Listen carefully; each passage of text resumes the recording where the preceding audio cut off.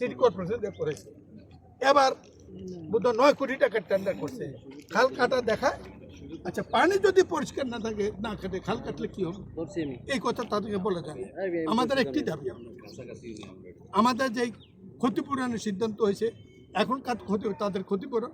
2 নম্বর বক্তব্য হলো যে তাদের যে খাল আমাদের এইটা পরিবেশ অধিদপ্তর যেটা দিচ্ছে, যেহেতু মেনটেন করে নাই, আপনি অর্ডার দেবেন যে ইপিজেডের বর্জ্য আমাদের সিটি কর্পোরেশনের যে প্রাকৃতিক খাল, এখন নদী না, আমাদের বর্জ্য দেওয়ার জন্য ডে টু ডে এইটাতে তারা কানেকশন ফান্ডে ফেলবে না। তারা এত ধনী মানুষ, জাতির সৈন্য বাঁচায়, জাতির অর্থ বাঁচায়, ইপিজেড না বাঁচতে আমরা বাঁচবো না। তারা আলাদা খাল করে তারা এটা ফাটিয়ে তাদেরটা তারা মেনটেন করবে। ইতিমধ্যে তারা বলছে, আমার কাছে গত 6 মাস আগে একটা বৈঠক হয়েছিল প্রথম, তারা বলছে আমরা আগামী 6 মাসের মধ্যে আমাদের এগুলো আমরা মেনটেন করার জন্য রিজার্ভার করছি। আলহামদুলিল্লাহ হয়েছে কিনা এইটি আপনার কাছে প্রশ্ন, অন্য কোনো কাছে।